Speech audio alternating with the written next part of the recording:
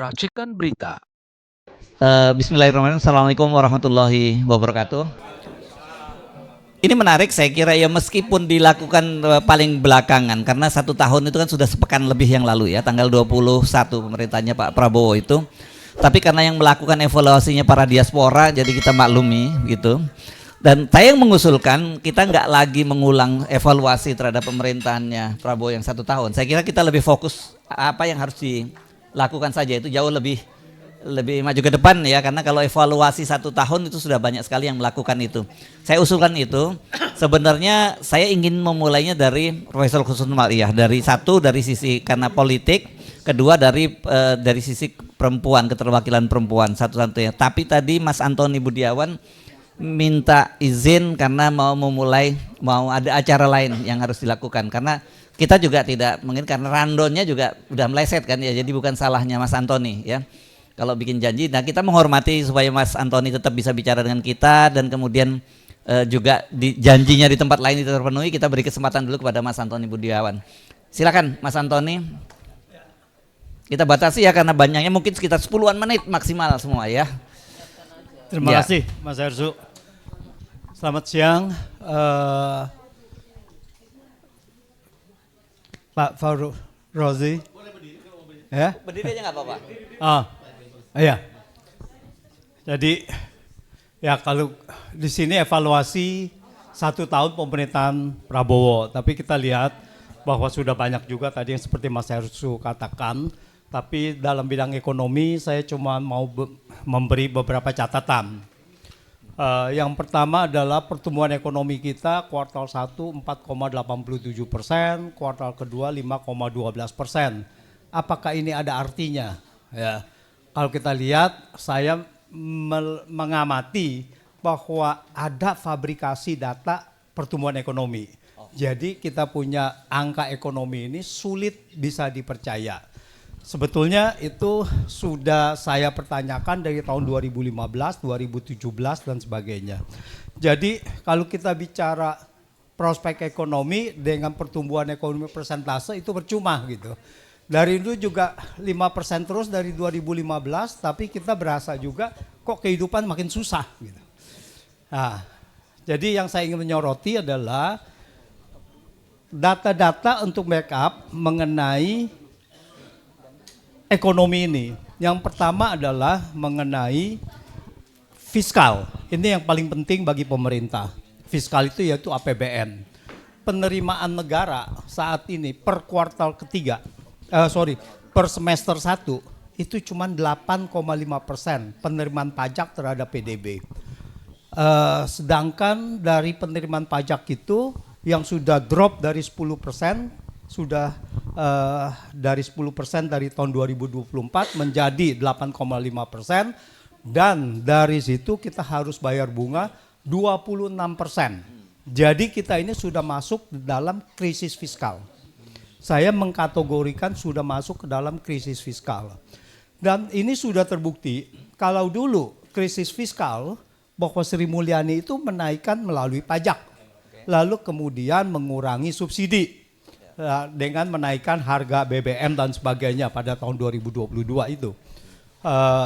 Sekarang kalau kita lihat, mungkin pemerintahan Prabowo mungkin tidak berani menaikkan pajak, apalagi Purbaya sudah mengatakan kami tidak akan menaikkan pajak.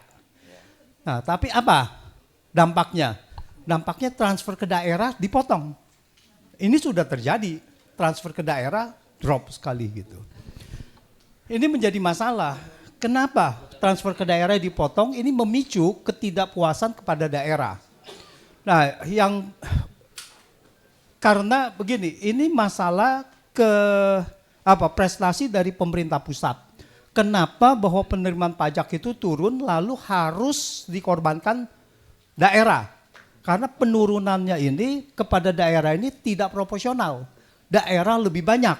Nah, kalau daerah lebih banyak artinya pusat tidak mau turun penerimaan pajaknya, penerimaannya untuk belanjanya, tetapi daerah. Nah, sudah ada beberapa gubernur menghadap Menteri Keuangan, lalu dibilang ini bagaimana gitu. Nah, ini kalau sampai turun terus, ini akan menjadi konflik, bisa memicu konflik di daerah karena harus menaikkan pajak, dan kita sudah tahu di Pati pada awal itu Februari awal tahun naik PBB ya, memicu. Nah, sekarang apalagi yang mesti dinaikkan? Nah, ini kalau kita berada di krisis fiskal, kita akan terjadi penurunan ekonomi lebih dalam, tetapi karena ada fabrikasi ekonomi, data ekonomi bisa saja dipertahankan menjadi 5%.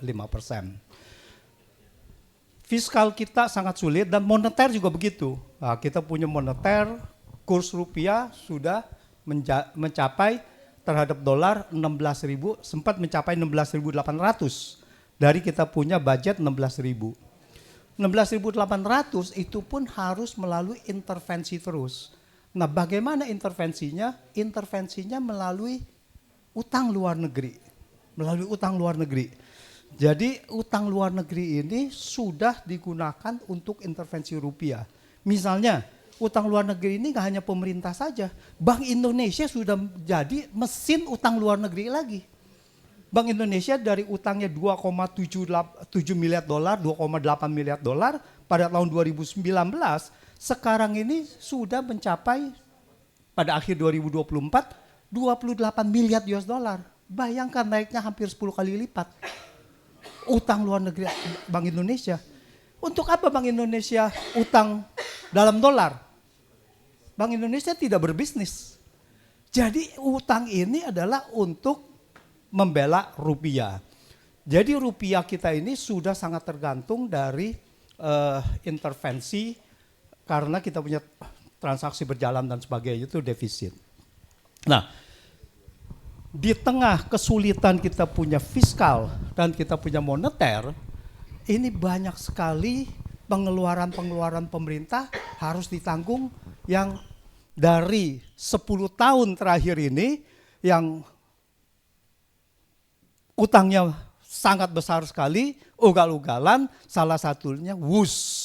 Nah, jadi sekarang WUS ini sudah mencuat kepada permukaan, sudah menjadi masalah nasional. Siapa yang mau menanggung? Bunganya saja sudah tidak terbayar. Siapa yang mau menanggung ini? Nah, sampai Presiden mengatakan, coba Menteri Keuangan, Menko Perekonomian, dan Danantara, coba tolong cari solusi. Ini belum sampai kita ke cicilan. Jadi ini sudah sangat serius. Nah, khususnya WUS ini, kita tidak boleh menangani ini melalui uang negara. Karena perlu diingat, WUS ini adalah B2B. Dibuat dari awal bahwa WUS ini tidak mendapat jaminan pemerintah, tidak mendapat jaminan dari APBN.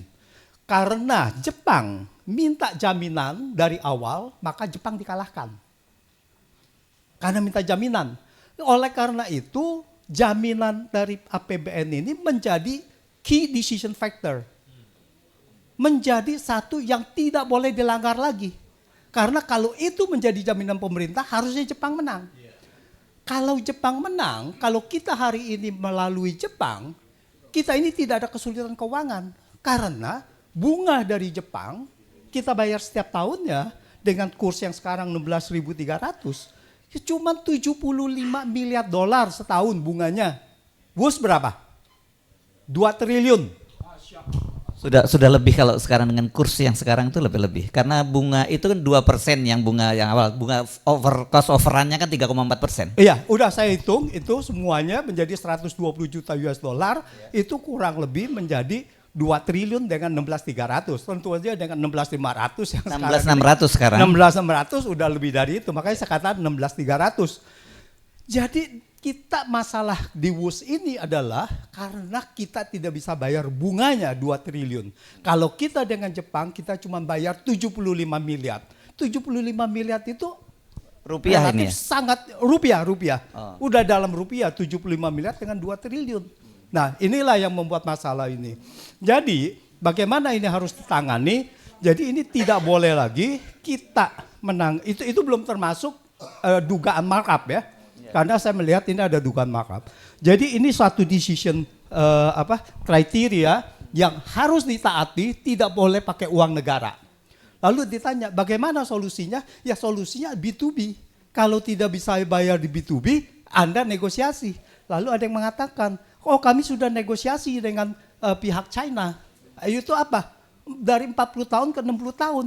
Ini kan yang negosiasi ini kan menunjukkan satu kebodohan yang luar biasa. Karena apa? Karena kita belum bayar cicilan. Apa yang mau dibundurin gitu kan? Nah jadi itu. Jadi kita belum bayar cicilan, negosiasi, restrukturisasi, memperpanjang cicilan itu tidak ada gunanya. Yang harus dinegosiasi adalah turunkan suku bunga. Turunkan suku bunga. Perlu dicatat, semakin kita memperpanjang negosiasi, 40 tahun menjadi 60 tahun, semakin besar kerugian negara. Karena bunganya semakin panjang. Nah, dan pertanyaannya apakah 60 tahun yang akan datang teknologinya masih bisa dipakai itu? ya, Kan nggak bisa lagi. ya relatif dipakai bisa, tapi ya mungkin maintenance-nya juga makin mahal. Ya, jadi gitu. Jadi ini yang menjadi satu permasalahan serius dengan kita punya fiskal yang semakin sulit dan ini. Dan kalau kita lihat ini, saya kemarin bicara sama beberapa orang, lalu kemudian juga dibilang, wah kita harus bangga dengan adanya WUS. Kita harus bangga, kita ini satu-satunya di Asia Tenggara. Lalu saya katakan begini, apa yang kita mesti banggakan? Setiap orang yang punya duit, setiap orang yang nekat utang, pasti bisa punya WUS. Karena bukan bikinan kita. Apa yang kita mesti banggakan kalau bukan bikinan kita? Tapi masalahnya adalah, ini bukan masalah WUS-nya, bukan masalah kereta cepat. Masalahnya adalah ada yang lebih murah, kenapa Anda beli yang mahal? That is the problem gitu kan.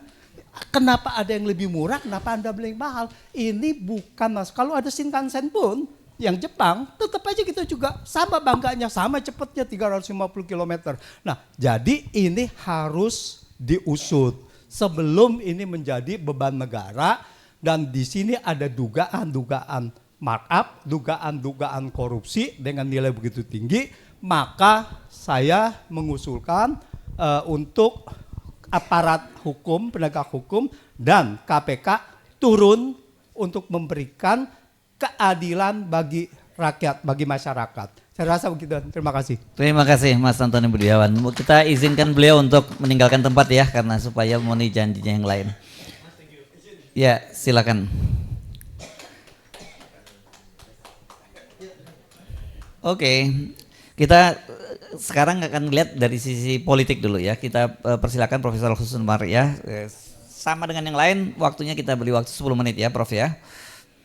Kapan lagi ini bisa ngatur-ngatur Profesor ya? Bismillahirrahmanirrahim. Assalamualaikum warahmatullahi wabarakatuh.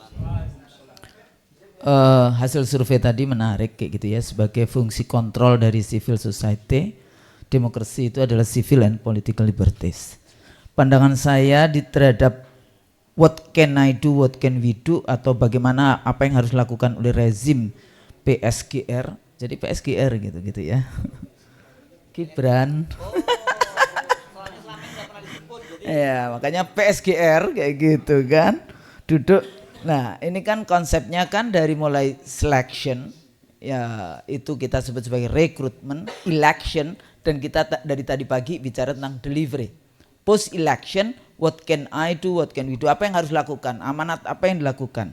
Lah saya tadi pagi mau ngomong apa, ketemulah buku ini, Paradoks Indonesia. Ini yang kemudian, ini dramanya di sini nih.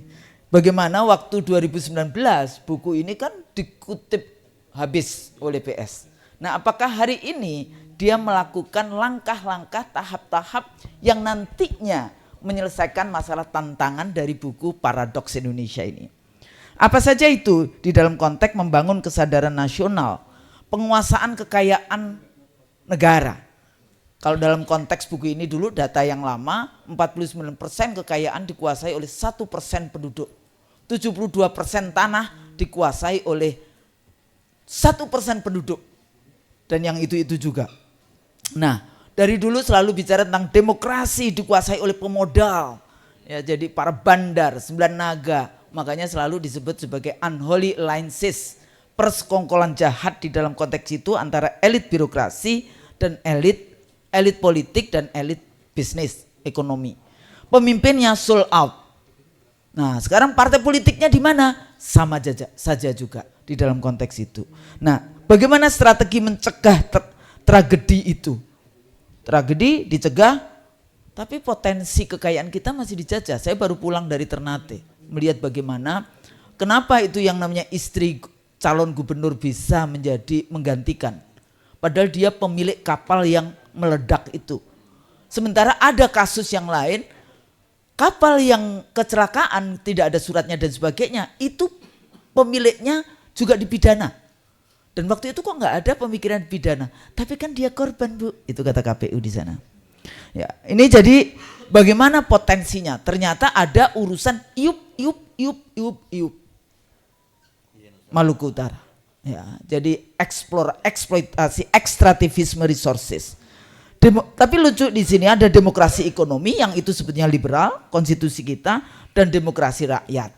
Nah, yang isu kedua highlight, ini bagusnya kan namanya husnul mar'iyah. Jadi harus berhusnudzon, tidak bersuudzon. Dia memang carry over rezim sebelumnya 10 tahun. Apa yang berbeda? Reshaping international community. Ternyata cita-cita Pak Prabowo dulu menjadi presiden tercapai ya. Jadi bisa makan dengan presiden Prancis, dengan presiden yang kayak gitu-gitu. Tapi eksekutif, presiden tuh eksekutif. Mestinya tuh execute. Jadi kalau selalu mengatakan kalau kita bicara tentang oposisi, tentang kita mengkritisi, itu selalu omon. Lah sekarang ini yang disenangi omon. Jadi pidato di sana, pidato di sini, kan lucu ya. Padahal yang harusnya omon itu parlemen. Parle itu to parle, itu to govern. Parle itu ngomong-ngomong. Jadi pemerintahan ngomong-ngomong, itu DPR. DPR-nya nggak ngomong, tapi presidennya ngomong terus, ya gitu. Lah delivery-nya apa? Reshaping posisi Indonesia di international community. Hari ini lumayan. Dulu kan cuma come to invest in my country. Oh, my minister answer your question. Enggak gitu kan, dulu kan gitu. Nah sekarang dia bisa sampai harus bicara. I have to talk to Eric ya. Nah, bocor itu yang namanya mic-nya dengan Trump ya kayak gitu. Loh kok gimana, masa presiden kita ketemunya dengan anaknya Trump yang pebisnis. Nah ada hal-hal yang seperti itu.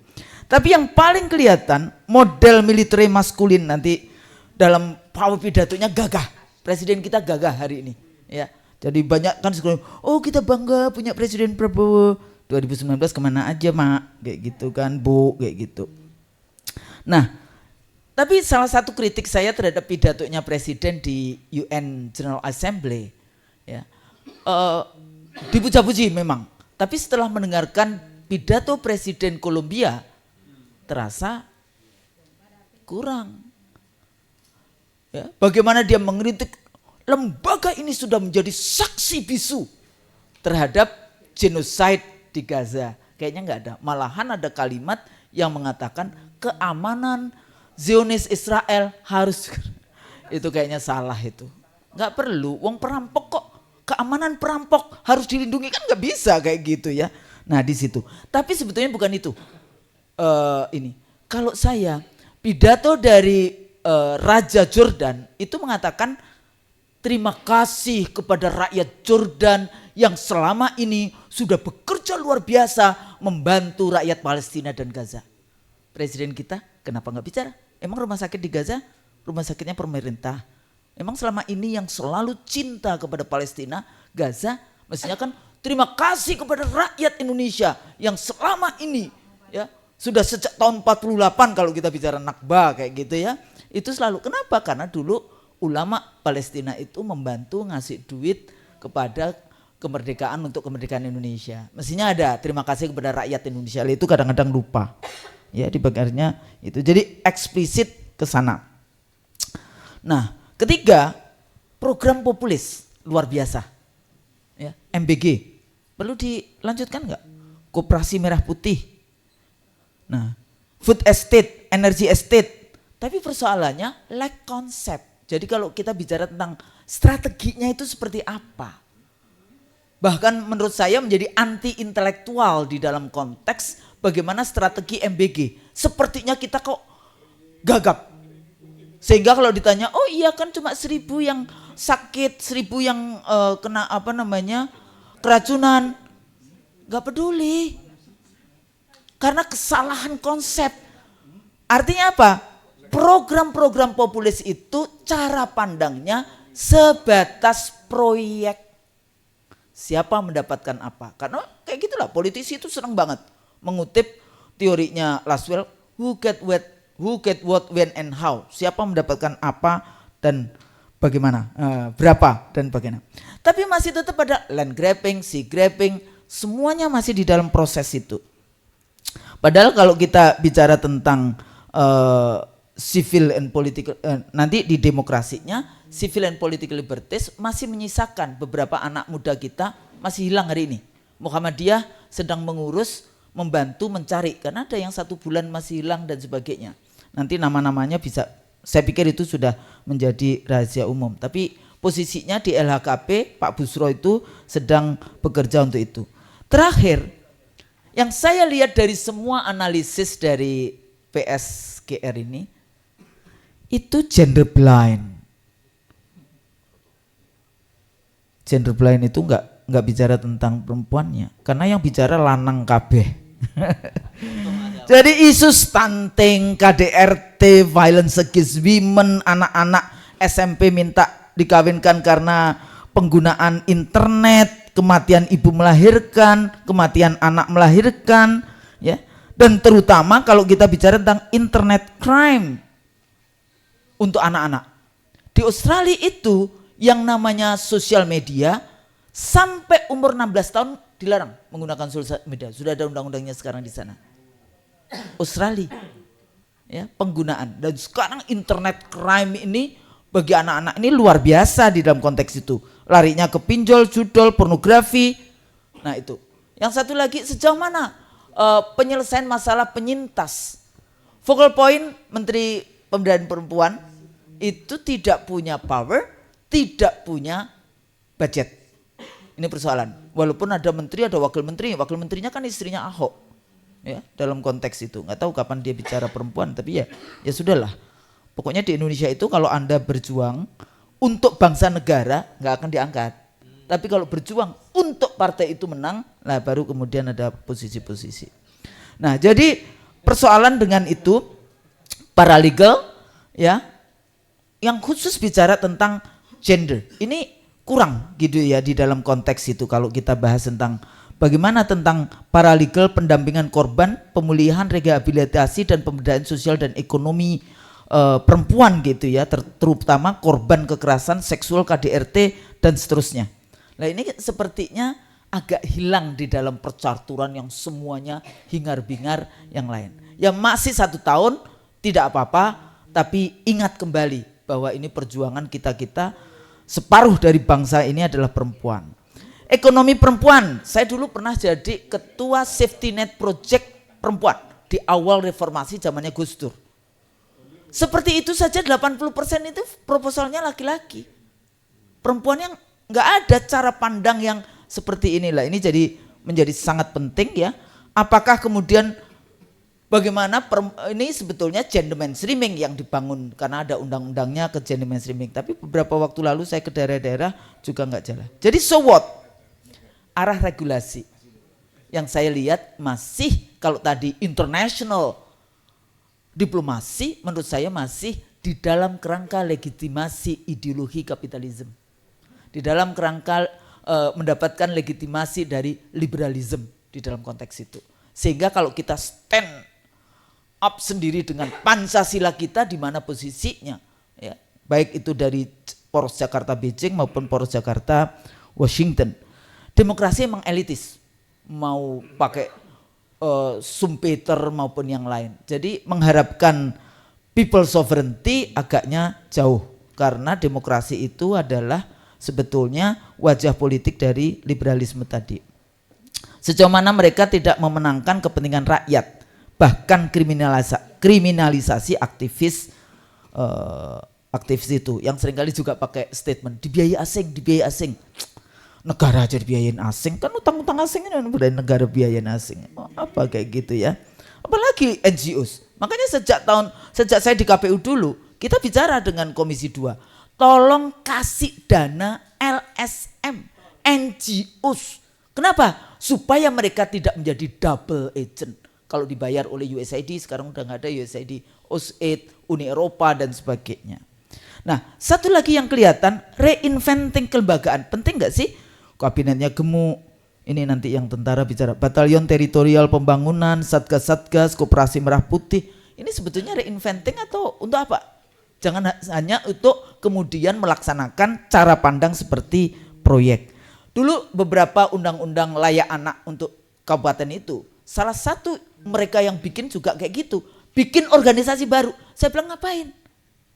Manfaatkan dulu lagi Dharma Wanita PKK. Sudah ada kok. Kalau bicara tentang layak anak, tentu saja ibu-ibu yang berperan. Nah yang seperti itu. Tapi ini kan banyak, oh kita bikin satgas ini, batalion ini, batalion itu. Lah menurut saya itu nggak penting. Manfaatkan first track dari lembaga. Terakhir jadi hentikan program populis yang tidak ada akademik ininya. Akademik, maksudnya naskah-naskah akademik yang ini. MBG, Food Estate, Energy Estate. Beberapa waktu lalu saya dari dulu sih sebenarnya dengan kawan-kawan dari ITB, energi manfaatkan sekarang yang paling murah itu adalah solar energy. Nah itu menjadi penting. Urusan korupsi dan sebagainya nanti mungkin kawan-kawan lain-lain akan bicara. Lindungi civil and political liberties, kebebasan sipil dan politik. Kalau tadi ya di dalam buku ini disebutkan demokrasi di dalam konteks itu. Kompetisi tanpa kekerasan, partisipasi penuh, dan civil and political liberties. Saya pikir itu. Assalamualaikum warahmatullahi wabarakatuh. 10 menit. Waalaikumsalam. Terima kasih. Bu Husnul Maria lewat 3 menit, nggak apa-apa. Iya. Sekarang kita ke mana dulu? Ke hukum dulu ya. Baru kita lihat nanti terus kemudian ada dari militer, terus ada prospek. Saya kalau manusia merdeka saya hidup saya bingung mendefinisikannya sekarang. Semua diurusin soalnya sama. Enggak, Pak Gatot enggak. Beliau ini ya. Oh, enggak politik, ini dari politik ke politik, jangan nanti dulu ya. Sekarang dari hukum. Silakan Bung Refli. Assalamualaikum warahmatullahi wabarakatuh. Waalaikumsalam warahmatullahi wabarakatuh. Jadi kalau soal hukum ini ada 2 hal ya, two side in one coin, law enforcement sama prevention. Tentu saya akan bicara law enforcement. Yang kedua apa yang harus diperbaiki? Substansi, institusi, atau aktornya, atau budaya hukumnya, legal culture-nya. Jadi kalau kita lihat misalnya dari sisi penegakan hukum, percaya nggak kita bahwa pemerintahan Prabowo ini memang fully ingin melakukan law enforcement terhadap apapun, terutama hal-hal yang sifatnya memang perlu ditegakkan seperti pemberantasan korupsi. Nah itu kan harus ada ukurannya. Karena untuk menegakkan hukum yang benar, maka tidak ada cara lain, kita harus memperbaiki institusinya, kita harus memperbaiki orangnya, substansinya bila perlu, dan lain sebagainya. Nah kalau dari sisi substansi misalnya undang-undang perampasan aset, itu sampai sekarang kan maju mundur. Padahal kalau misalnya Prabowo punya political will, ya sudah dia perpukan saja, selesai. Kan kadang-kadang harus perlu dorongan seperti itu. Kalau dia misalnya merasa bahwa institusi kan ada isu begini, kepolisian masih dipegang oleh geng Solo ya kan, kemudian KPK masih dipegang oleh geng Solo, yang bisa dikuasai adalah Kejaksaan Agung dan BIN. Kenapa kemudian tidak dilakukan langkah-langkah yang keras untuk mengganti sosok-sosok di situ? Nah saya pura-pura tidak tahu interrelasi politiknya Bu Husnul ya, tapi saya bicara tentang hukumnya saja. Nah karena itu menurut saya itu yang harus kita lihat ya. Tetapi jangan lupa perbaikan institusi yang sudah di depan mata yang kemudian sepertinya akan melemah, yaitu reformasi kepolisian. Saya heran sampai sekarang kemudian itu tidak muncul yang namanya tim reformasi kepolisian. Malah yang muncul adalah di dalam kepolisian sendiri. Nggak mungkin kan jeruk makan jeruk. Sehingga saya khawatir ya bahwa Prabowo tidak cukup energi lagi, tidak cukup kuat lagi untuk mendorong reformasi kepolisian. Termasuk di ring-ring 2-nya, di ring-ring 3-nya. Jadi perintah Prabowo-nya nggak kuat, lalu ring 1, ring 2, dan ring 3-nya tidak mau melaksanakan. Karena reformasi kepolisian itu artinya sangat mengurangi kenikmatan institusi polisi yang sudah sangat powerful di dalam era reformasi ini. Saya menganggap bahwa berapa kali saya katakan kan Prabowo muncul dari sebuah sistem pemilu yang korup, comberan. Tapi saya berharap dia jadi unenlightened leader, menjadi pemimpin yang tercerahkan. Tapi faktanya adalah 1 tahun ini saya belum melihat bahwa Prabowo adalah pemimpin yang tercerahkan, enlightened leader. Kita masuk ke dalam kasus konkret misalnya, kasus Kang Rizal, ijazah palsu. Itu kan sudah sampai pada pintu gerbang yang kejelasan sebenarnya. Dengan dikeluarkannya salinan ijazah KPU Solo, KPU DKI dan KPU Pusat, itu sudah mengkonfirmasi bahwa apa yang dilakukan RRT, Roy Rismond dan Dr. Tifa, itu benar bahwa ijazah itu palsu. Kan dengan berbagai metode, dengan pangkalan datanya adalah foto Jokowi yang ada kumisnya, ada kacamata dan lain sebagainya, Roy Suryo dan teman-teman berkesimpulan 99,99% itu palsu. Nah sekarang ada bukti baru bahwa itulah yang memang yang didaftarkan ke KPU Solo, ke KPU DKI dan ke KPU nasional. Jadi tidak ada tidak ada keraguan lagi. Nah, saya sedang mendorong Forum Purnawiran TNI untuk melaporkan ini kepada Bareskrim bahwa ada bukti-bukti baru, ada fakta-fakta baru. Jadi tidak hanya mempertanyakan perkembangan kasus, tapi melaporkan itu. Konon katanya sudah bersedia, cuman saya harus lihat lagi mereka mau mempertanyakan atau melaporkan. Beda. Kalau mempertanyakan ya nanti dijawab, tapi kalau laporan harus ditindaklanjuti karena ini betul-betul sebuah fakta baru. Nanti Kang Rizal sama-sama kita dorong mereka untuk diingatkan.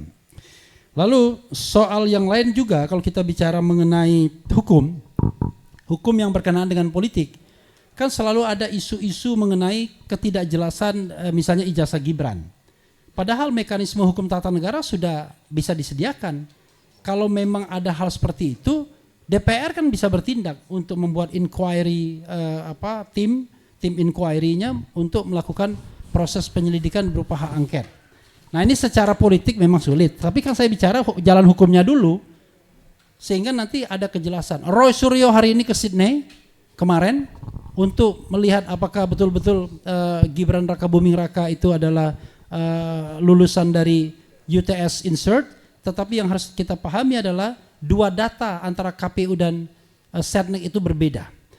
Dan ini aneh karena ini adalah data dari institusi yang sangat representatif untuk calon wakil presiden yaitu KPU dan untuk wakil presiden adalah Setnek.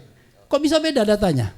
Karena di Setnek itu UTS Insert itu ditaruh di terakhir 2007-2010 seolah-olah Gibran itu pasca sarjana. Seolah-olah karena ditaruh setelah S1. Sementara di KPU itu disetarakan cuma SMA saja, itu pun questionable karena ternyata dianggap setara dengan kelas 12. Oh, kalau kelas 12 kan bukan SMA namanya. Nah, itu yang harus kita lihat ya. Karena itu menurut saya hal yang konkret yang tetap harus kita dorong itu AMGJ apa? AJMG atau MGAJ. Apa itu? Makzulkan Gibran, adili Jokowi. Wassalamualaikum warahmatullahi wabarakatuh. Oke. Sekarang kita ke Pak dulu ya, Pak Farul Razi dulu ya. Silakan Pak Farul Razi langsung. Kurang 10 menitnya, kurang 10 menit. Oh, ya. Ya. Assalamualaikum warahmatullahi wabarakatuh. Terima kasih. Saya mulai saja dari tagline. Dibayangi rezim Jokowi, raport Prabowo merah. Saya ilustrasikan begini. Ada sebuah film menceritakan tentang pengamanan objek vital. Ini betul-betul diamankan dengan baik, dibangun titik-titik kuat atau gate gitu. Tiba-tiba suatu waktu pimpinan gate 1 melapor. Lapor dengan suara agak gemetar begitu ya. Gate 1 aman, selesai gitu. Setelah siaga melaporkan, oke laporan diterima, selesai. Begitu selesai ditutup, semua berteriak, dia di apa sedang di apa istilahnya di kooptasi atau Diambil alih. Iya. Disandra, dia sedang disandra. Segera ambil langkah-langkah mengamankannya gitu. Kalau orang yang nggak tahu pasti berpikir, loh kenapa kok tahu disandra? Dia nggak bilang dia disandra kok.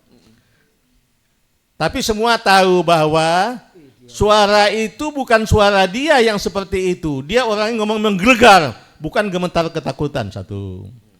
Kemudian kedua, dia itu mestinya melapor tiap jam ganjil. Ini kok bukan jam ganjil dia lapor.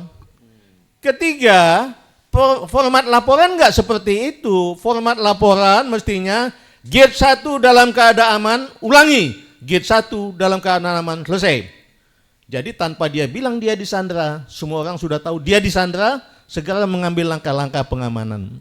Karena tidak sebiasa apa yang dia tampilkan. Begitu juga kami melihat Prabowo. Mohon maaf ya. Tiba-tiba dia salaman dengan Pak Jokowi seperti orang ketakutan, hampir cium tangan, hampir ya, mungkin tidak sampai cium tangan. Tiba-tiba memuji Pak Jokowi berselangit dengan terima kasih Pak Jokowi, terima kasih, ngambil nyanyi-nyanyi. Bukan tipenya Prabowo itu. Kemudian setelah itu juga melakukan upaya-upaya gerakan-gerakan yang mestinya dia lakukan tidak berani dia lakukan. Bukan Prabowo itu. Prabowo tidak seperti itu. Prabowo bukan penjilat. Menghadapi pimpinan tingkat tinggi saja, pimpinan negara lain dia dengan tegar, suara dengan badan tegak, bukan dengan menunduk-nunduk. Sehingga kita katakan Prabowo disandra. Kita harus melakukan sesuatu untuk membebaskan dia dari penyanderaan itu. Itulah kemudian dilakukan oleh FPP TNI. Apa yang terjadi? Disandra oleh siapa? Kita yakini saja bahwa disandra oleh sebuah kesepakatan yang kita tidak tahu apa bunyi kesepakatannya. Tapi perlu kita ingatkan Pak Prabowo, Pak, satu, sebagaimana yang pernah saya sampaikan. Bapak enggak utang budi kepada Jokowi, Pak. Jokowi yang utang budi ke Bapak. Karena dia cawe-cawe memenangkan Bapak bukan karena dia sayang sama Bapak. Tapi karena dia mau titip anaknya jadi wakil presiden. Kedua Pak, menurut Islam, agamanya Bapak dan Bapak kan Islam yang taat meskipun pengetahuan agama sama aja dengan kita mungkin ya. Tapi dia Islam yang taat. Bahwa menurut Islam, menepati kesepakatan janji itu adalah mutlak harus dilakukan. Tapi kalau kesepakatan atau janji itu membawa kemudaratan, kemudian berlawanan dengan syariah, maka tidak boleh dilakukan. Mungkin pada saat Bapak membuat kesepakatan, Bapak belum tahu bagaimana Pak Jokowi, mungkin Bapak tahu mungkin bohongnya sedikit, padahal setelah Bapak ketemu lama Bapak tahu bahwa bohongnya luar biasa banyaknya. Mungkin sebelum pada saat Bapak buat kesepakatan, Bapak tahunya ada korupsi sedikit. Tapi kan belakangan Bapak bilang ternyata setelah melihat korupsi Indonesia saya lihat sangat-sangat dahsyat, apa gitu istilah dia ya. Kalau gitu kesepakatan nggak perlu apa ikuti lagi Pak. Itu sudah melanggar syariah, membawa kemudaratan. Mestinya Bapak kembali kepada tampilan Bapak yang sungguhnya sebagai seorang Prabowo. Bagaimana membawa bangsa ini mengatasi hal yang sangat tidak baik-baik saja di Indonesia ini. Namanya sudah terangkat di internasional karena Bapak banyak melakukan pendekatan-pendekatan. Tapi di Indonesia tolong dibenahi Pak. Lupakan saja kesepakatan-kesepakatan yang jelek itu, yang betul-betul akan menjerumuskan Bapak dan menjerumuskan bangsa ini. Karena itu membawa kemudaratan dan juga berlawanan dengan syariah. Itu tolong Bapak pegang Pak. Terima kasih. Assalamualaikum warahmatullahi wabarakatuh. Waalaikumsalam warahmatullahi wabarakatuh. Iya. Perpaduan antara jenderal dengan menteri agama. Jadi yang pertama tadi adalah strategi pemahaman secara operasi militernya.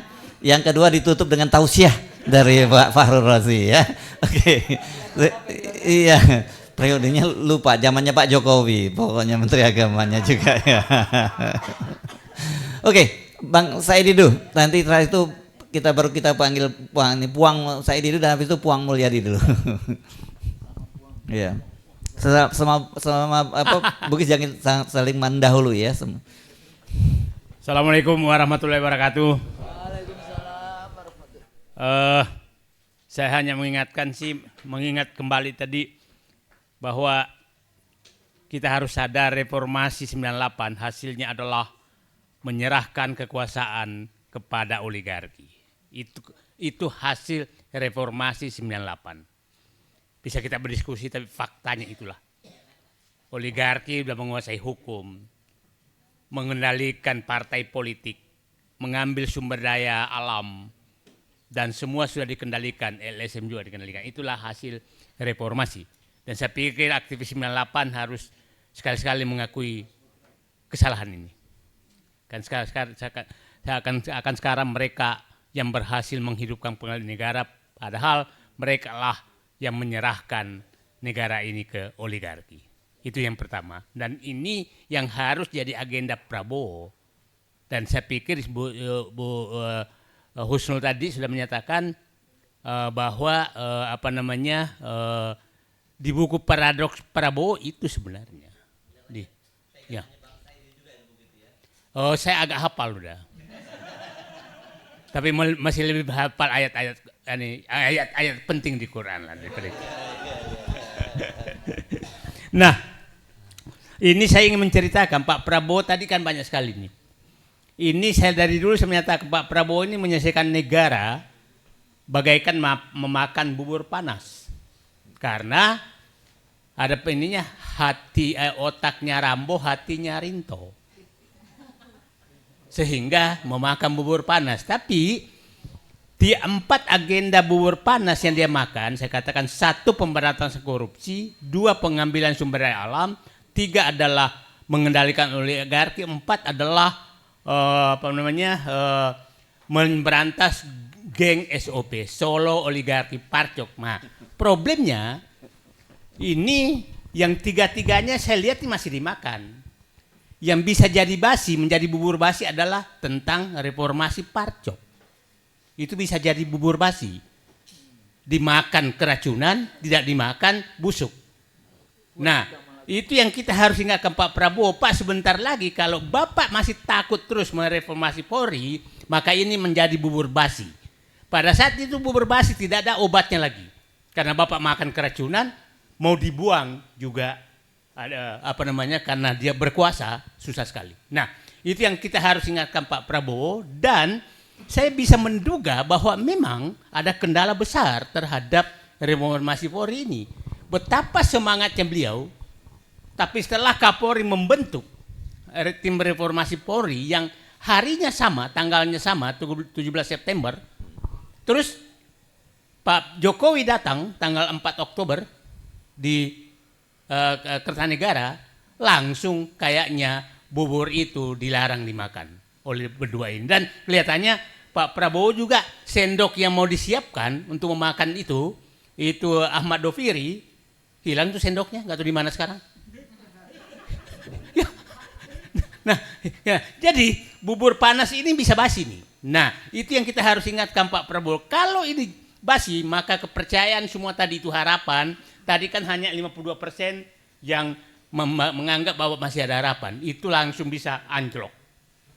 Bisa anjlok jauh sekali. Nah, kemudian jadi tentang bubur basi ini, saya bilang reformasi Polri ini bubur basi. Tidak mau bisa jadi bubur basi.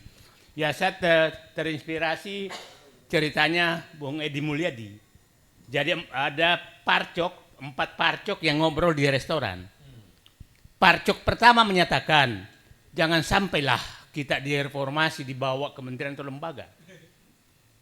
Itu yang paling dia takutkan. Parcok kedua ngomong, udahlah, nggak usah takut. Kita kan memenangkan Prabowo.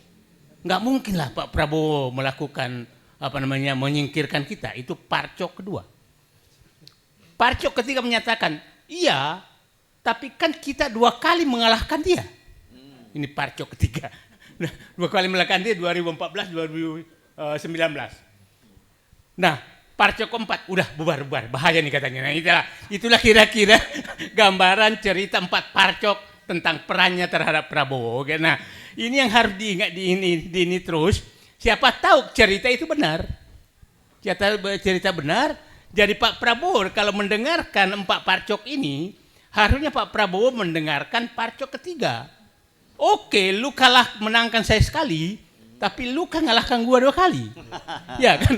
Nah, itu yang harus. Jadi Pak Prabowo harus mencari parcok ketiga itu. Dan saya pikir parcok ketiga itu masih ada. Nah, jangan juga parcok keempat, karena bubar dia kembali ke Trunojoyo melapor, Pak begini kejadiannya. Nah, itulah kira-kira cara.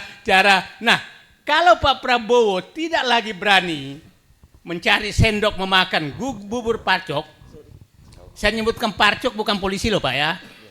Ya, parcok itulah oknum yang memanfaatkan polisi, tapi bisa juga polisi, oknum tapi. Nah, memanfaatkan itu untuk apa namanya? Untuk memenangkan kekuasaan, dan itu fakta. Jadi saya katakan sederhana kok. Kalau saya kan nggak mungkin disuruh menginginkan parcok, sederhana. Satu, polisi, mereformasi polisi. Satu, bebaskan polisi dari parcok. Kedua, hentikan kegiatan parcok sebagai termul. Itu aja. Sederhana ini, jangan terlalu berpikir idealis. Ya, itu saja yang. Nah, posisi perannya aja itu, hentikan polisi dari, bersihkan polisi dari parcok. Ya kalau Kapolrinya juga memang parcok, ya apa boleh buat gitu kan. Ya, nah itu kira-kira di sana. Terakhir saya menyatakan, sepertinya kalau Pak Prabowo masih melakukan 3 agenda utama, dan tadi jangan membuang sendok untuk memakan oligarki, karena begini, pemberantasan korupsi itu pasti akan menyinggung Solo, jadi akan mati sendiri, nggak usah disinggung. Kemudian pengambilan sumber daya alam itu juga akan mengurangi kekuatan, karena oligarki ada di situ. Oligarki apalagi. Nah, terakhir saya cerita bagaimana sebenarnya sumber daya alam itu betul-betul dihabisi. Saya mau cerita tentang timah. Timah itu kita jaya zaman Belanda, jaya sekali. Kemudian diambil alih Orde Lama, Orde Baru, itu muncul penyelundupan yang besar. 45 sampai 77. Tahun 77, Pak Harto menugaskan Sudomo sebagai Pangkop Kaptip untuk melakukan operasi militer di sekitar Bangka. Bangka saat itu tambang masih di darat. Dan itu berhasil. Itu 90-an, itu timah neracanya hampir sama dengan Pertamina.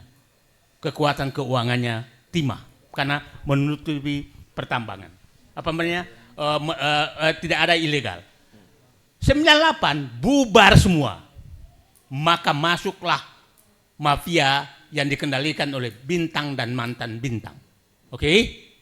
Nah, Pak Prabowo menemukan bahwa 2024 menemukan bahwa 80% timah itu sudah ilegal.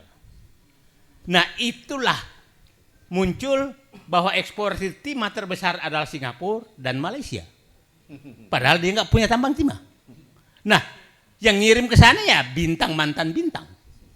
Oke? Nah, itulah dia lakukan operasi militer sekarang. Para militer jangan heran, itu puluhan ribu tentara disuruh menjaga laut dan mencari semua. Nah, itu.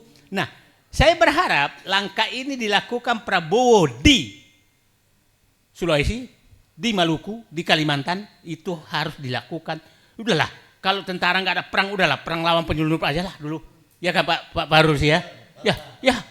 Karena yang tadi, karena parcok belum bisa bersih ya jangan dulu suruh dia gitu sebelum dibersihkan. Nah, itu kira-kira saya berharap Pak Prabowo teruskan makan bubur panas di korupsi, pemberantasan korupsi, dan kemudian pengembangan sumber daya alam, dan mengini oligarki. Kalau oligarki saya paham betul sedang beliau laksanakan, tapi jangan lupa, jangan sampai bubur basi, parcok itu Bapak biarkan, karena itu menjadi buah si malakama. Terima kasih. Assalamualaikum warahmatullahi wabarakatuh. Waalaikumsalam warahmatullahi wabarakatuh. Nah, sekarang mulai Bapak Kudet Tengah, saya ada pertanyaannya. Karena bubur yang saya melihat dulu SOP Pak Prabowo memulai makan dari pinggir. Tapi kelihatannya kalau 3 ini enggak, dia langsung makan di tengah karena langsung mengambil yang besar. Mengambil yang besar karena sudah punya sendok. Pengambilan sumber daya alam dan ini kan ada Syafri Samsudin sebagai sendoknya. Nah, kemudian pemberantasan korupsi kan dipakai sendok Jampitsus. Nah, Borbaya muncul sebagai sendok baru. Ya kan, Pak? Sendok baru untuk menekan fiskal. Makanya diam aja Prabowo. Saya berharap Rosa menjadi sendok baru juga untuk memperbaiki BUMN. Yang saya bilang yang nggak ada sendoknya, mulai ada sendoknya kemarin Ahmad Doviri datang Solo membuang di Kertanegara sendok itu. Jadi saya menyatakan Pak Prabowo sudah Pak Jokowi datang ke Kertanegara tuh untuk mengambil sendok untuk memakan bubur panas Parcok. Terima kasih. Assalamualaikum warahmatullahi wabarakatuh. Jadi kesimpulannya Bang Said itu sama dengan kesimpulannya Forum Tanah Air ya. Karena masih dibayangi rezim Jokowi dan kemudian kalau tidak bisa melakukan reformasi terhadap Polri ya sebenarnya tidak bisa melakukan apa-apa. Oke. Sekarang kebetulan aja kali. Oh, kebetulan. Saya curiga. Oke, sekarang Dr. Muryadi. Nah, ini geng mana ini kalau ini? Hah?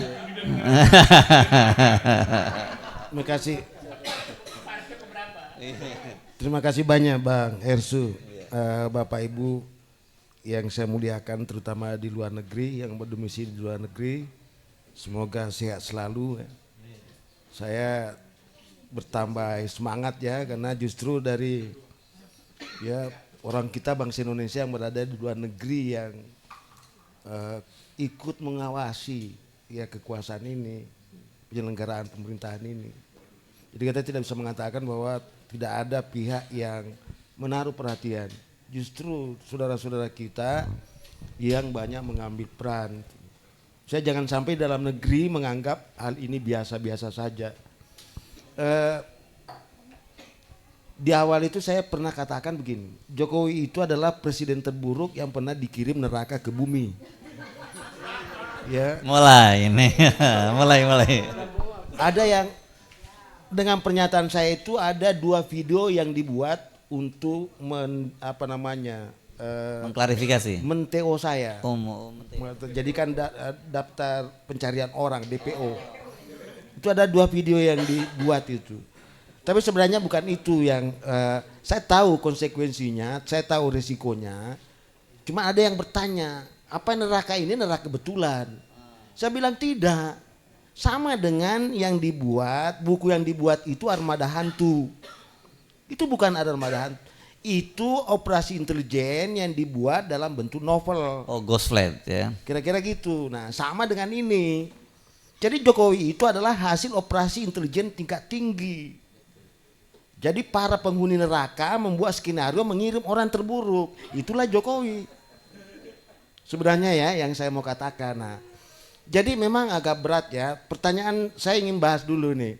Karena kan sudah beberapa hari ini, beberapa minggu ini di televisi, di media itu sudah banyak kegiatan untuk mengevaluasi rezim kita ya. Rezimnya Pak Prabowo.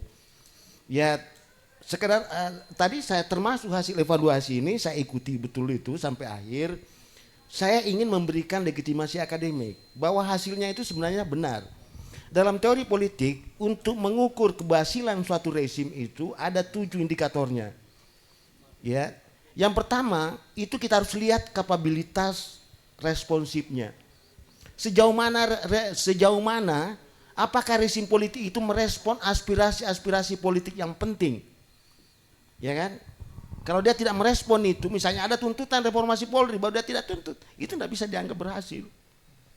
Ya, jadi saya tidak usah bulas satu-satu ya, karena di semua media para pakar hasil pengawatannya benar. Saya cuma memberikan legitimasi akademik bahwa apa yang dilakukan itu hasilnya itu benar, bisa dipertanggungjawabkan secara akademik. Artinya kalau dibawa ke kampus itu mendapat tidak ada penolakan itu, tidak ada resistensi. Yang kedua adalah kapabilitas regulatif. Ini apakah rezim itu yang mampu membuat orang patuh sama aturan? Ya tentu yang kalau dia melanggar hukum ya sikat, hajar, tidak usah ampuni. Ya kan? Makanya itu yang selalu itu teriak penegakan hukum itu. Nah, itu salah satu. Yang kedua, itu kapabilitas distributif dan alokatif. Apakah sumber daya yang tersedia itu yang hebat-hebat itu dipakai oleh rezim? Yang pintar-pintar itu, rezim memakainya. Ya kalau yang dipakai bodoh-bodoh ya itu tubuh tidak berhasil itu. Itu kapabilitas alokatif itu. Apakah orang miskin memiliki jatah gitu kan? Itu ada alokasi, karena itu kebijakan diambil tadi. Ini harus menjawab, mencegah jangan sampai ada muncul begini. Kalau kamu harus kaya, kenapa kami mesti miskin? Kalau mau kaya, kaya aja, tapi jangan buat kami miskin. Nah, itulah gunanya ada rezim itu tadi.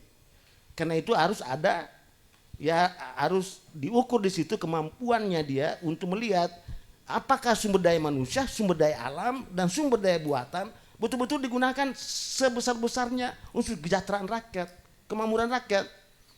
Saya tidak yakin itu. Kenapa saya tidak yakin? Karena ada 3 aktor oligarki yang ada di Indonesia ini. Yang pertama tadi oligarki politik, itu badut politik. Yang kedua oligarki ekonomi, bandar politik. Dan yang ketiga oligarki sosial, bandit politik. Anda bisa bayangkan ini. Aktor politiknya Indonesia itu cuma badut politik, bandar politik, dan bandit politik. Tapi bukan Prabowo, rezim Prabowo yang buat itu. Rezim sebelumnya. Karena itu kan tidak ada reformasi, yang ada deformasi, pengerusakan itu. Yang pertama kali dirusak itu adalah Undang-Undang Dasar 45 itu. Diganti dengan Undang-Undang Dasar 2002. Itu masalah hulu. Tapi kita tidak bisa bicarakan itu, terlalu berat pembahasannya. Dan masih banyak orang yang pertahankan itu. Indikatornya aja. Yang kedua, yang selanjutnya, ya cara mengukur berikutnya itu dalam teori politik, itu kapabilitas simboliknya itu. Apakah polisi, tentara itu menjadi sesuatu instrumen penyatuan itu? Misalnya gini, kalau kita sebut polisi, apakah kita nyaman? Apakah kita enak? Apakah kita aman? Apakah, gini aja contohnya, sederhananya ya, ada penolakan, ada mainan, ada guyonan, jangan pasang fotonya Gibran itu. Itu kapabilitas simbolik yang rusak itu. Ya, contoh aja.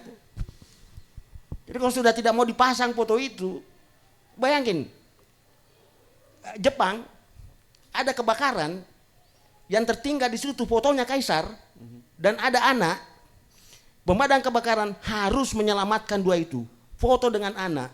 Sekiranya, andai kata anak itu tidak berhasil diselamatkan, tapi mampu menyelamatkan fotonya Kaisar, itu hebat itu, pujian. Begitu hebatnya kapabilitas simbolik. Ya kan? Lah kalau wakil presiden dibilangin bocil, dibilangi bocil aja itu sudah keluar dari mulut itu sudah tidak ada kapabilitas simboliknya itu. Ya kan? Si pupu papa. Setiap hari kan pupu papa. Itu tidak ada kapabilitas simbolik itu, Pak. Ya itu contoh sederhana aja. Terus kapabilitas ya kapabilitas ekstraktif. Apakah sumber daya alam, sumber daya buatan, sumber daya manusia? Saya kata, apakah Bang Hersu ini kan baik di mata saya nih, pinter. Tapi Bang Hersu kan tidak pernah dipanggil di istana kan? Karena saya bukan lulusan Universitas Ruko. Lah bukan mas, Gitu. itu yang jadi. Iya, atau Pasar Pramuka ijazahnya. Ya. Itu aja sebenarnya. Makanya ini saya Ya. bilang. Jadi kalau ukuran saya sebagai akademisi di bidang ilmu politik, saya hanya cukup mengamati orang-orang pintar itu, ditarik nak masuk di istana itu. Presiden Amerika, lawan politiknya waktu kampanye, dibilangi you monyet. Karena mukamu itu penuh itu kan, mirip monyet. Setelah terpilih jadi presiden, dipanggil tadi, kau bilangi saya monyet kan? Ini yang pendukungnya tadi marah ini, wah udah ini kamu kesempatan kamu balas dendam. Kau sudah jadi presiden. Oh, udah begitu Pak. Dia bilang saya monyet itu karena saya calon publik. Nggak boleh saya marah gara-gara dibilangi monyet. Terus kenapa kau panggil dia? Saya panggil dia karena saya percaya dia bisa menjarakan rakyat Amerika. Nggak ada dendam. Karena memang kemampuannya tadi. Ini rezim ini dia sudah tahu, tapi karena dia nggak mau dikritik kan. Padahal kritik itu penting loh. Karena kritik itu berat Pak. punya kemandirian, punya kemampuan menganalisa. Tapi Pak Prabowo udah ngaku kok, katanya kalau malam-malam suka nonton podcast kritis kata Pak Prabowo Yes. gitu. Nah, itu nanti di ujung saya berikan resep. Oke. Sebab kalau dia tidak lakukan dua hal ini, Iya. hampir pasti Prabowo jatuh. Oke. Nah, menarik ini. Ini prediksi, tapi saya simpan di akhir dulu ya. Oh, di akhir. Jadi sumber daya manusia tidak itu aja, apalagi sumber daya alam. Tambang di mana? Ya hilir, hilirisasi. Artinya apa? Penderitaannya ada di hilir. Untungnya ada di mana? Untungnya ada di negara lain. Apakah itu program hilirisasi itu? Tidak ada, tambang itu mensengsarakan rakyat itu. Nanti selesai itu bencana yang muncul itu. Jadi kalau kita bicara itu ya, itu bicara kapabilitas ekstraktif itu. Kemudian kapabilitas domestik. Ada enggak jaminan kestabilan? Hampir semua kekuatan politik saling berlawanan sekarang. Ya percaya, coba lihat saya P3 itu, sudah jadi rebutan. P3 itu diadu-adu, enggak tahu partai mana lagi itu perebutan. Karena baru tahun pertama sudah dipikir 2009 Pak. Padahal koalisi itu adalah kejahatan politik loh. Makanya saya bilang tadi di Indonesia tidak ada koalisi itu, yang ada persekongkolan jahat, yang ada permufakatan jahat. Teori politiknya tidak begitu koalisi Pak. Masa ada koalisi dilakukan sebelum pemilu? Itu bagi-bagi kekuasaan namanya itu. Itu kejahatan itu Pak. Kalau Anda belajar ilmu politik kepada saya ya. Tapi kan Anda tidak mau belajar ilmu politik kepada saya. Itu masalah besarnya itu kan. Jadi iya masalah dia bukan masalahku. Kalau masalah nanti jadi masalah kalau dia mau belajar sama saya tidak mau ajari dia. Itu kan itu. Jadi kapabilitas domestik, kapabilitas internasional. Oke, selama ini kita jatuh. Pertanyaannya, apakah Prabowo ke luar negeri itu? Saya juga bangga, terus terang. Saya melihat presiden saya itu dia mampu memulihkan harga diri saya sebagai bangsa Indonesia itu. Saya puji Pak Anu itu. Cuma satu pertanyaan saya sebagai akademisi. Itu diplomasi. Itu hubungan internasional. Itu ada kepentingan nasional. Mampu enggak memenangkan kepentingan nasional kita? Kalau tidak mampu memenangkan kepentingan nasional kita, enggak ada gunanya. Kita kalah dalam diplomasi. Meskipun kita berpelukan jabat tangan itu apa. Jangan-jangan kita cuma diberikan karpet untuk disuap, dirayu dan sebagainya. Jangan-jangan. Tapi kalau kepentingan nasional ada di situ, nah saya yakin. Tapi saya untuk rezim Prabowo saya belum melihat itu. Nah 7 itu ya. 7 itu sudah. Terus bagaimana Prabowo? Rezim Prabowo sekarang dia di dalam krisis legitimasi.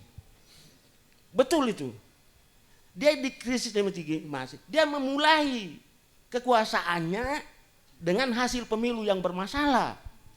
Bukan KPU yang tetapkan. Tapi Wali Songo. Itu MK. Wali Songo ya. Wali Songo. Wali Songo itu kan yang tentukan itu, bukan KPU itu. Itu dalam ilmu politik itu jatuh itu legitimasi itu. Yang kedua, ya membikin kabinet ada rezim lama. Karena itu saya bilang Ada atau banyak? Ya saya jumlah itu kuantitatif. Ketika saya mengatakan ada itu kualitatif. Iya. Bisa saja satu saya sebutkan, tapi itu sangat berbahaya kan.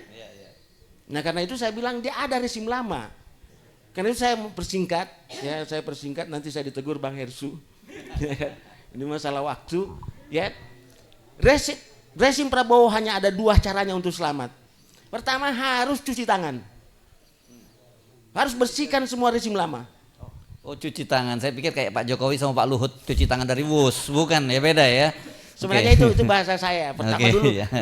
di awal waktu Pak Prabowo naik itu saya membuat di WA Group saya bilang ada 2 resep, hanya ada 2 cara Pak Prabowo bisa selamat. Yang pertama dia harus cuci mulut. Dia harus katakan kepada orang bahwa saya bukan rezim kelanjutan daripada rezim lama. Karena itu saya tidak boleh memikul beban. Ngapain saya jadi pembebas dosa atau apa namanya? Dosa warisan. Iya dosa mengampuni kau yang berbuat dosa baru saya yang tebus gitu. Penebus. Enak aja itu kan. Pokoknya tanggulangi dosamu itu kan. Seharusnya begitu itu kan. Jadi Prabowo harus cuci mulut. Cuci mulut. Saya katakan tadi cuci tangan. Sampaikan kepada orang, umumkan kepada seluruh negeri ini bahwa kami bukan rezim lama. Kami bukan bagian daripada kelanjutan rezimnya Jokowi. Kalau tidak, Anda tidak bisa itu. Terlalu berat. Kejahatan dilakukan oleh Jokowi itu sangat berat. Semakin dibuka, semakin terbuka, semakin Anda tidak mau mengakui itu. Tidak mau. Pasti terjadi itu. Karena itu saya minta lakukan cuci mulut. Yang kedua, ini di WA Group ya. Kalau sekarang saya ganti cuci kaki. Tapi dulu saya bilang cuci darah. Apa itu cuci darah? Jangan sampai terkesan bahwa Prabowo itu anti demokrasi. Karena itu salah satu kehebatannya Prabowo kemarin, dia tidak menetapkan darurat militer, darurat sipil. Seandainya darurat sipil saja hancur dia. Kenapa? Karena gerakan pro demokrasi dan yang lain-lain mengincar itu. Ingin buktikan bahwa Prabowo itu anti demokrasi. Dia pro kekerasan. Dia melibatkan kekerasan koersi dalam menangani aspirasi itu. Itu yang mau dipancing ke arah sana. Dan alhamdulillah saya melihat Prabowo ini bersyukur saya lihat karena dia mampu mencegah itu. Karena menurut informasi di rezimnya sendiri ada yang mengusulkan itu. Saya bilang di luar, jangan itu usulan gila itu. Kecuali kalau mau gali kuburnya sendiri silakan. Itu keberhasilannya untuk Pak Prabowo itu. Dia tidak, dan dia menyampaikan kepada publik, silakan sampaikan aspirasinya itu kan. Itu luar biasa itu. Nah, disinilah posisinya kesulitannya Pak Prabowo karena dia harus cuci mulut dan cuci darah. Iya kan? Ya kan? Nah, sementara di dalam tubuh rezimnya tadi itu ada oposisi, yaitu tadi bagian daripada rezimnya Jokowi yang selalu dituntut bersihkan itu. Nah karena itu Bang Hersu saya mau tutup gini, ini prediksi saya ya, tahun pertama itu masa pemakmuman, kita maklum. Sudah lewat nih ya. Ya 1 tahun. Satu masa kedua, kalau Prabowo tidak berhasil melakukan 2 tadi yang saya resepkan, sudah muncul kemarahan. Dan ingat, yang marah itu adalah termasuk pendukungnya. Karena pendukungnya inilah yang sebenarnya yang marah terhadap yang kotor-kotor tadi itu, beban itu, seperti Bang Said Didu. 24 karat. 24 karat. Pendukung 24 karat. Sebagai besar di sini. Dia bukan penjilat. 2014 2019 ya. Nah yang saya mau bilang gini, ini kan salah satu penyakitnya ini, rezim itu kalau berkuasa, temannya yang loyal tidak dipanggil Pak. Penjilat yang panggil. Iya, akibatnya dia tidak bisa jamin dia kekuasaannya, itu bahayanya itu. Padahal ada dalil yang kuat. Ketika orang-orang baik berkumpul, maka orang-orang buruk bepergian. Jadi ketika orang-orang buruk berkumpul, maka orang-orang baik bepergian. Tinggal memilih itu tadi. Nah kan penilaian saya ini kan manusia merdeka ini orang baik. Kenapa tidak dipanggil bersihkan itu? Kalau saya pemimpin resi, saya panggil, Bang saya duduk. Ngapain kau ngomong di luar? Ya kan? Bantu saya di sini sikat habis itu. Begitu Pak. Selesai itu. Kujadikan kosong. Jadi maksudnya gini, Ya. itu Rousseau mengatakan begini, saya menulis risalah ini karena saya bukan pejabat. Kalau saya pejabat, hanya ada 2 yang saya lakukan. Saya sikat habis itu, saya melakukan itu, atau saya diam. Nah ini sekarang terlalu banyak omong-omong Pak. Habis banyak ngomong-ngomong, menulis lagi. Ada menteri menulis di Kompas Pak. Saya tidak bisa bayangkan itu. Apa waktunya itu? Ngapain kamu menulis di Kompas? Udah banyak orang pinter itu kan. Iya kan? Lakukan saja apa yang kau lakukan itu. Kira-kira gitu ya. Karena itu tahun kedua itu sudah mulai. Artinya 2026. 27 itu kesempatan terakhir dikasih Prabowo. 28 tidak ada lagi kesempatan. Karena tahun 2028 itu masa di mana tidak ada lagi loyalitas kekuasaan. Mereka akan mencari perahu tempat di mana mereka untuk menjamin kelangsungan berikutnya itu. Saya pastikan itu. Dan kalau Pak Prabowo tidak bisa memenangkan 2026, 27, 28 simpati, hampir pasti kalau dia masuk 2029 dia kalah telak. Catat aja omongan saya ini. Yes, Ya. oke kita catat hari ini ya. Ya, kira-kira gitu ya. Kalau dia mau masuk itu kalah telak itu. Ya. Tapi kalau dia mampu menginvestasikan di sini tahun 2026, 27, 2 tahun itu saja. Tambah lagi 28, udah selesai. Aman Syaratnya dia. cuci mulut, cuci tangan, Ya. cuci kaki. Ya cuci, Iya. cuci, Cuci darah. cuci mulut, cuci kaki itu, Bang Heris bukan panggil aja semua. Apa susahnya ini, Bang Repli? Kalau saya ya, ngapain biarkan ini semua? Saya panggil tadi, kan contoh Presiden Amerika kan, dibilangi monyet. Justru dia jadi perhatian. Oh itu yang bilangnya saya monyet. Waktu kampanye itu kan, panggil dia. Yang bilangnya saya monyet itu apa? Oh ahli keuangan Pak. Dipanggil dia sini ke Gedung Putih. Dijadikan Menteri Keuangan. Kenapa itu? Lah kalau kita di sini enggak, siapa yang kata-katain saya itu? Panggil. Siksa hidupnya dia. Siksa masa depannya. Itu kan pejabat jahat itu Pak.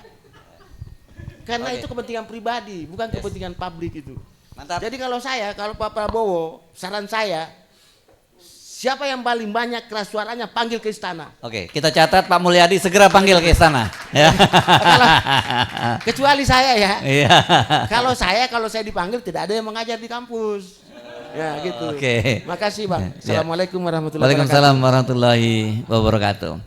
Oke, saya nggak akan buka tanya jawab ya, tapi karena waktunya kita juga sudah molor terlampau jauh dari jadwalnya, tapi saya kira ini paket lengkap tadi ini ada berapa? Ada 6 orang pembicara ya, udah cukup paket lengkap dan jadi panduan. Kita tinggal buktikan aja nih nujum-nujumnya terwujud atau tidak nanti. Terima kasih banyak kepada Profesor Dr. Husnul Maria. Ini salah satu ini kita supaya nggak bias gender juga gitu ya. Oh gender blind, wah lebih serem kalau bias saja masih ini gender blind itu lebih serem lagi ya. Dengan Jenderal Farul Rozi, kemudian Jenderal ini bukan Jenderal ini Refli Harun, iya, terus manusia Merdeka Said Didu dan juga Bang Mulyadi. Ini kalau ada geng Solo, ada geng Mas Antoni sudah. Ini ada geng Sulsel di ujung sana ya. Memang lagi rame geng Sulsel, ini belum ada yang mulai ngeramein aja, tapi iya. Sulawesi, nah itu dia, sama-sama geng Solo ya, satu geng Solo, yang satu geng Sulawesi. Sampai ketemu lagi, saya Heris Munarif mengucapkan terima kasih. Assalamualaikum warahmatullahi wabarakatuh.